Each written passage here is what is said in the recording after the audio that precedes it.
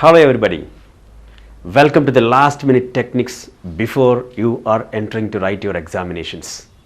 In a developing country like India, even today most of the examinations are based on handwriting and you are branded based on the way you present your answers. We have been watching thousands of students score less than what they deserve just because of small mistakes, certain mistakes. And to avoid all these mistakes and to help you to score more than what you actually deserve or the marks what you deserve, we are giving you the techniques.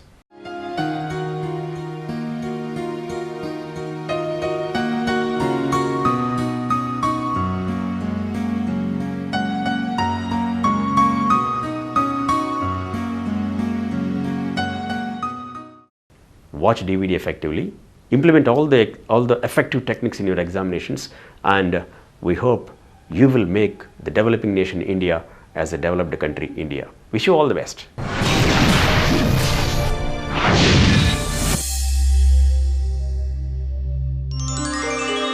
Hi friends, the greatest invention of 20th century is not the invention of insulin or penicillin. The greatest invention is anybody can do anything. Any student can get through any exam. Anybody can perform any job successfully, provided he follows certain tips. Most of the psychology clinics now are very busy with the students, particularly during examinations. They come and their major complaint is, I am forgetting, I am losing confidence, I don't have concentration, which is not a fact. When you sit for studies, don't have all the textbooks or notes or guides on the table. You first decide which subject you are going to concentrate. Suppose English, you have only English books over there, a dictionary, the notes, etc., etc. If you have too many books there, some English, physics, chemistry, then your mind will get diversion. Wishing you all the best, my dear boys and girls. Let me tell you something, how to win an examination. Why we miss our concentration? There are two reasons. One is no interest in the subject and other is other interest in the subject. What is the difference between the patterns of writing between Bernard Shaw and Shakespeare? If you don't know this, you cannot be good in English. Every subject, fundamental should be a must. Then only you will have interest in the subject. This is one part. Next part is other interests. When your mother is watching a TV in the next room, you cannot concentrate reading in this room. So you have to cut short your other interests. If you are good, if you are interested in cricket, 50% of your concentration is gone. There are three types of learners. One is auditory learner, second one visual learner, and the third one active learner. Auditory learner means they learn the things through their auditory sense organ, or better to say through audio only. They can revise, they can remember, they can retain all the data, facts, information, whatever it may be, through their ear only. If you are an active learner, there are two sides of the coin. One is, since you are an active learner, you need not to put more stress on the revision or more stress on the subjects like that. Please do three things. One, your attitude. Second one, your body language. Third one, your concentration. As exams are coming, many of the students will experience stress due to the fat. Don't mistake, fat means it is not fat which develops in our body, but fat means it's a combination of fear, anxiety and tension. Fear means we generate in our brain it is a consequence of our performance in the result.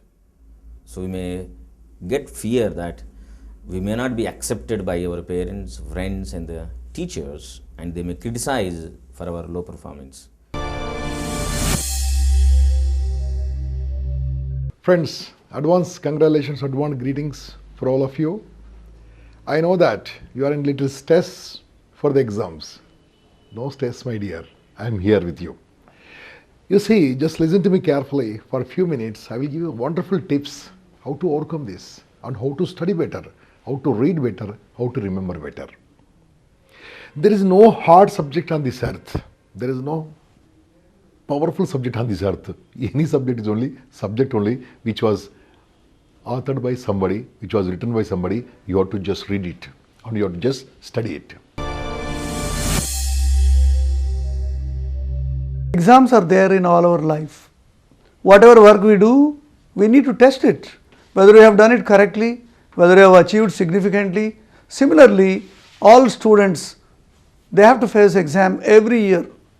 Dear students, examination is not a thing to be feared.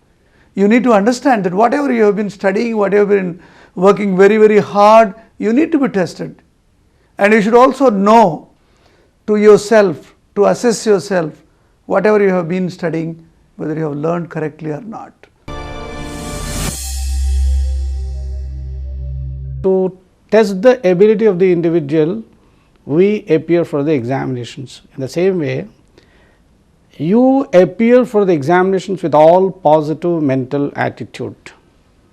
And after all, this is at the end of the academic year, we appear for the examinations, and this is just within the syllabus.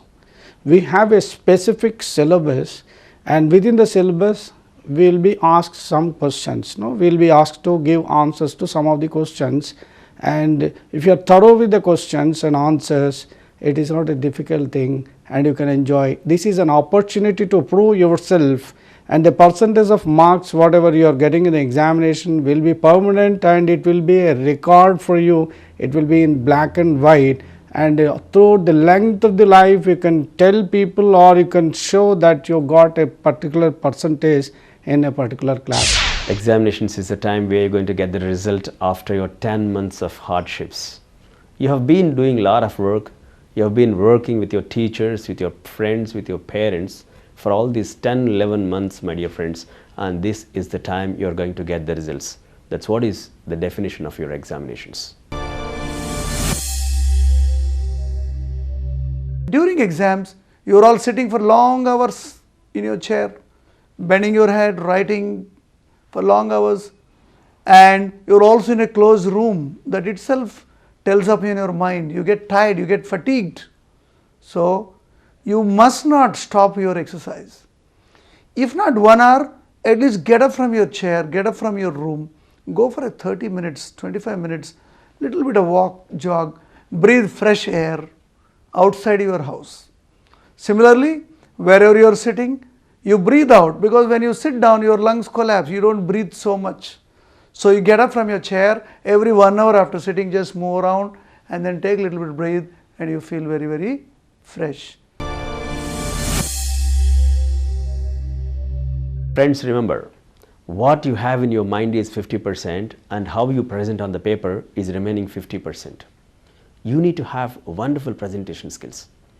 I have seen thousands of students, just because of the poor presentation skills, they lost marks and they have scored little less than what they deserve.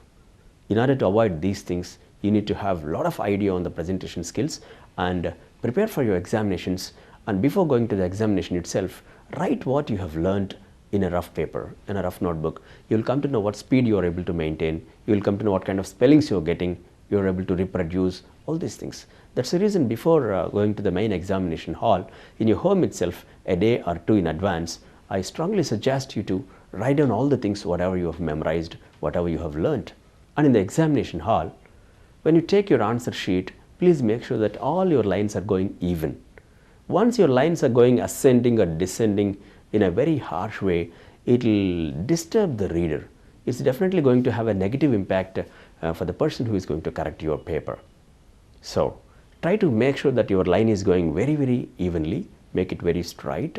In order to maintain that, you need to look at the distance above your first line of the paper till the top margin or top edge, and from there you see that you make sure that from the beginning of the sheet till the end of the sheet you are able to maintain the same distance above your first line. Once the first line is straight or even, automatically you are going to write all the remaining lines straight, because people say a thing which begins well ends well. And in the same way, in presentation skills, you need to take care of the hyphenations also.